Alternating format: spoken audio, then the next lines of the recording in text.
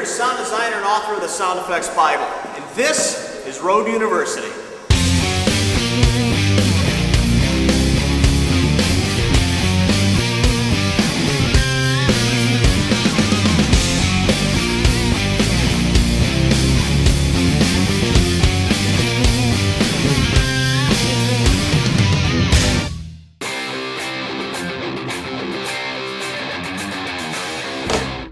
Welcome to Location Sound 2.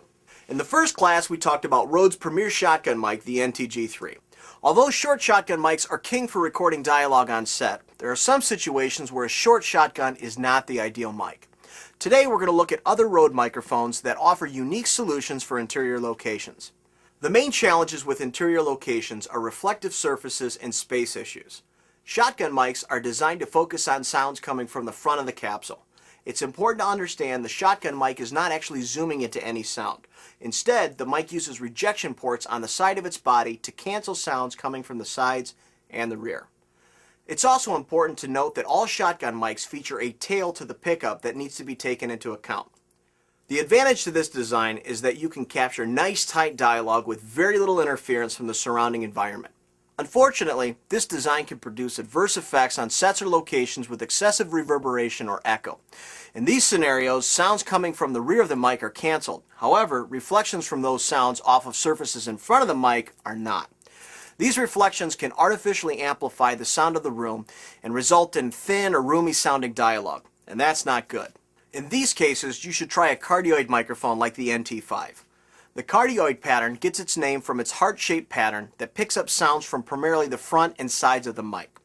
This pattern reduces the sounds coming from the rear of the mic, but without the buildup and phase issues that can occur with the tail and the pickup pattern of shotgun mics. Let's look at the specs for the NT5. The NT5 is a true condenser small diaphragm pencil mic. It has a cardioid pickup pattern and features a smooth, natural sound that's perfect for dialogue. The NT55 is the deluxe model of the NT5. It features the same capsule as the NT5 and comes with an additional Omni capsule, high-pass filters, and pads. The specs look good, but how does it sound?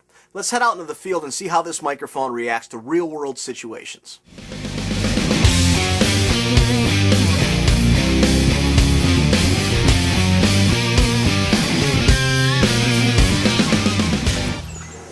There's no worst case scenario for interior dialogue recording than a racquetball court. The room is littered with reverb and it stinks of fat man sweat. Right now you're listening to me through the NT5. There's reverb in the dialogue, but that's the reality of this location.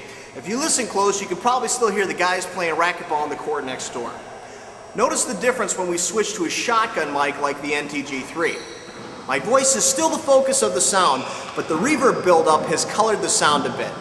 Let's switch back to the NT5. As you can hear, there's less reflection and my voice sounds more natural.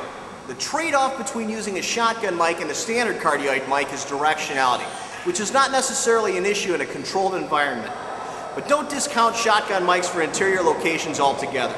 In certain scenarios, such as locker room interviews and press conferences, directionality may be an issue and the shotgun would then be the better choice. The bottom line, choose the microphone with your ears and not with your eyes. Now let's move to a more claustrophobic location where choosing the size of the microphone becomes just as important as the quality of its sound.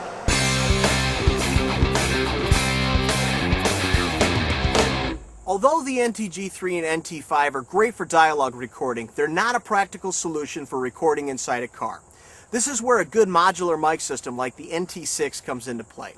The NT6 is specifically designed for difficult mounting applications and features a detachable NT5 capsule, so you're guaranteed big sound in small places. Now let's mic this car up and head on the road.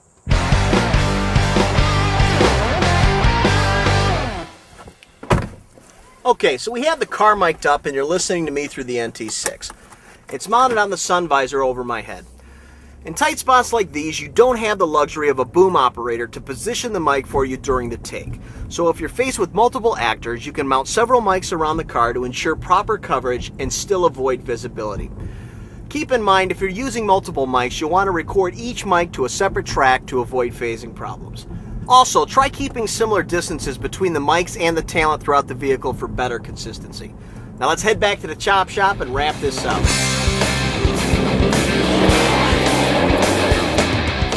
So let's recap. Microphone selection is just as critical as mic placement. When you arrive at a location, you should pay attention to how the environment sounds, and be sure to ask what shot you'll be covering for the day. This information will help you determine which mic you should be reaching for in your kit.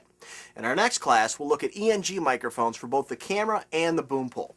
I'm Ric Viers, and I'll see you next time at Road University. Until then, make some noise.